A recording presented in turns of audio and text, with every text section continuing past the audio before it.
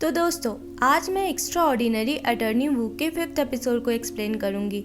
अगर आपने पहले के एपिसोड्स नहीं देखे तो मैं ऊपर आई बटन में डाल दे रही हूँ। एपिसोड के शुरुआत में हम देखते हैं कि एक एवा नाम की एटीएम कंपनी का डायरेक्टर अपने नए एटीएम के डिजाइन को बैंक वालों के सामने प्रेजेंट कर रहा होता है। वो एक्सप्लेन करता है कि अभी जो एटीएम्स यूज किए जाते हैं उसमें फ्रॉड के बहुत से केसेस सामने आए हैं, जिसमें एम्प्लॉई बैंक से पैसे तो पूरे निकाल लेता है पर एटीएम में डालता कम है। पर उनके नए डिजाइन को यूज करके इससे बचा जा सकता है। उनकी टेक्नोलॉजी नोट्स के वेट को कंसिडर करती है। अगर किसी ने एटीएम में एक नोट भी कम डाला तो वो डिटेक्ट हो जाएगा। वहाँ बैठे लोग कहते हैं कि ये तो नई टेक्नोलॉजी नहीं है, और कुछ कंपनीज के नाम बताकर कहते हैं कि उन लोगों ने भी ये टेक्नोलॉजी ऑफर की है। ये सुन के डायरेक्टर थोड़ा शॉक होता है और कहता है कि ये पॉसिबल ही नहीं है, ये टेक्नोलॉजी तो हमारी है, हम 2 साल से इसे डेवलप कर रहे हैं। तो इस पे वहाँ बैठी एक औरत कहती है कि अगर ऐसा है तो जरूर किसी ने टेक्नोलॉजी लीक किया होगा। आगे बढ़ने से पहले अगर आप चैनल में नए हैं तो प्लीज सब्सक्राइब करके बेल आइकन जरूर दबाएं, जिससे आपको फ्यूचर में अपलोड होने वाले एपिसोड्स की नोटिफिकेशन मिलती रहेगी।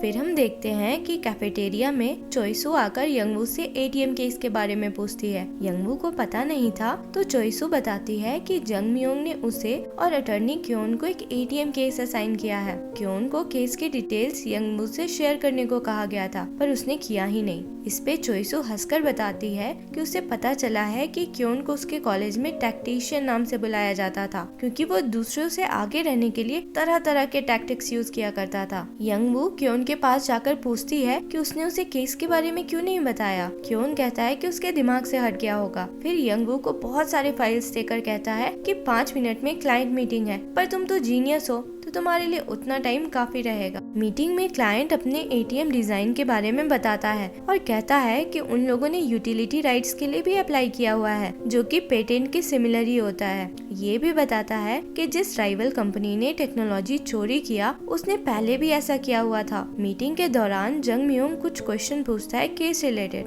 तो यंगवू को पता नहीं होता और वो फाइल्स में ढूंढने लग जाती है। उस समय क्योन बड़े कन्वीनियंटली आंसर कर देता है। मीटिंग के बाद जंग मियोंग यंगवू से कहता है कि उसे केस की सारी डिटेल्स पता होनी चाहिए और ध्यान रहे कि आगे से ऐसा ना हो। जंग मियोंग के जाने के बाद यंगवू क्योन से कहती है कि आगे से वो केस की सारी डिटेल्स शेयर कर दिया करे, ताकि आज जैसा फिर से ना हो। तो क्योन सीधे मना कर देता है, ये कहकर कि वो उसकी कंपटीशन है और वो उसको कोई डिटेल शेयर नहीं करेगा। असल में क्योन और यंगवू दोनों 1 साल के कॉन्ट्रैक्ट पे थे और परफॉर्मेंस बेसिस पे उनका परमानेंट पोजीशन मिलना था, और क्योन इस वजह से बहुत कॉम्पिटिटिव था। फिर हम कोर्ट का देखते हैं, जहाँ राइवल कंपनी का लॉयर ये आर्ग्यू करता है कि एवा ने अपने एटीएम डिजाइन का यूटिलिटी राइट 2020 में क्लेम किया था, जबकि एक अमेरिकन कंपनी ने 2019 में ही टेक्नोलॉजी डेवलप करके ओपन सोर्स डिक्लेयर कर दिया था। मतलब हर कोई उसे फ्री में यूज कर सकता था। इस पे एवा कंपनी का डायरेक्टर कहता है कि उसे उस अमेरिकन डिजाइन के बारे में कुछ नहीं पता, और वो या उसके कंपनी का कोई भी इंसान उस सेमिनार में गया ही नहीं था। ये भी पता चलता है कि एक लीडर्स नाम की कंपनी ने अमेरिकन आइडिया ही यूज करके 2019 में ही टेक्नोलॉजी डेवलप किया था। किसी कारण से कंपनी बंद हो गई तो एवा ने वही टेक्नोलॉजी 2020 में डेवलप करके यूटिलिटी राइट क्लेम कर दिया, जिससे बाकी कोई कंपनी उसे यूज न कर पाए। ज्यादा एविडेंस नहीं होने के कारण जज दोनों पार्टीज को थोड़ा समय देते हैं। यंगवू जाकर क्लाइंट से सच पता करना चाहती थी,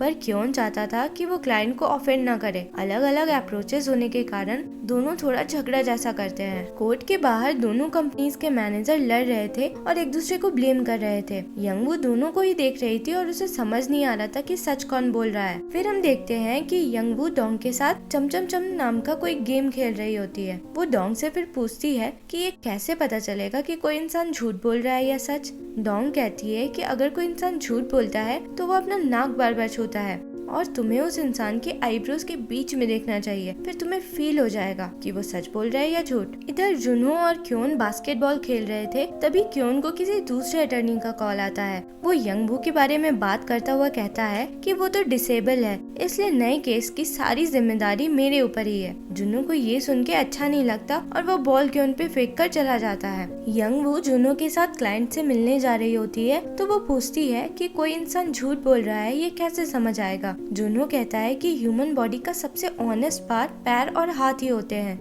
झूठ बोलने पे फेशियल एक्सप्रेशन तो फेक करना इजी होता है, पर हाथ पैर के मूवमेंट्स कंट्रोल करना मुश्किल। इसलिए या फिर इंसान के हाथ पैर कांपने लग जाते हैं या फिर वो अपना पैर सहलाने लगता है। प्रैक्टिस के लिए यंगवू जुनहो के आंखों में डायरेक्ट देखकर पूछती है। जुनहो यंगवू को पसंद करता है, सच या झूठ? जुनहो कुछ बोल ही नहीं पाता और तुरंत बात पलट देता है। क्योन लीडर्स एटीएम कंपनी के एक आदमी से मिलता है। उनके बाद से ये कंफर्म होता है कि लीडर्स ने ओपन सोर्स सॉफ्टवेयर यूज करके 2019 में एटीएम डेवलप किया था, पर बिलिंग मिस्टेक की वजह से प्रोजेक्ट बंद हो गया और कंपनी बंद कर दी गई। उसके बाद मार्केट से सारे प्रोडक्ट्स डिस्पोज कर दिए गए थे। यंगवू और जुनहो क्लाइंट के यहाँ पहुँचते हैं तो वो इंजर्ड था किसी कार एक्सीडेंट की वजह से, और वो उनको डेवलपमेंट टीम के मैनेजर के पास ले जाता है। यंगवू उससे क्वेश्चंस पूछती है कि उसने टेक्नोलॉजी कब डेवलप किया, और उससे ओपन सोर्स टेक्नोलॉजी के बारे में भी पूछती है। तो वो आदमी आंसर करता है कि उसने 2019 में टेक्नोलॉजी खुद की मेहनत से डेवलप किया। पर आंसर करते हुए वो आदमी बहुत नर्वसली अपने थाई सहला रहा था और अपनी नाक भी छू रहा था, जिससे यंगवू को ऐसा लगता है कि वो झूठ बोल रहा है। पर चूंकि वो उसका क्लाइंट था, वो उसको एडवाइस देती है कि वो ऐसी चीजें ना करे, क्योंकि उससे ऐसा पता चलता है कि वो झूठ बोल रहा है। अगले दिन कोर्ट में यंगवू उसी आदमी से क्वेश्चंस पूछती है, जिसका आंसर वो बहुत कॉन्फिडेंटली करता है, जिससे ऐसा लगता है कि वो सच ही बोल रहा है। वो तो बोलते हुए रोने भी लग जाता है, ये बोलकर कि हमने इतनी मेहनत से टेक्नोलॉजी डेवलप की, पर राइवल कंपनी ने वो टेक्नोलॉजी चोरी कर लिया। दूसरी कंपनी के पास कोई एविडेंस नहीं था जिससे एवा के अगेंस्ट कुछ प्रूफ हो पाता। अगले दिन एवा का डायरेक्टर यंगवू को खुशी खुशी बताता है कि कोर्ट के डिसीजन के हिसाब से अब बस एवा ही वो एटीएम के डिजाइन को बेच पाएगा, और उसे एक सनफ्लावर की पेंटिंग गिफ्ट करता है। यंगवू को एक लेटर आता है जो उसी अपोजिट एटीएम कंपनी के मैनेजर ने भेजा था।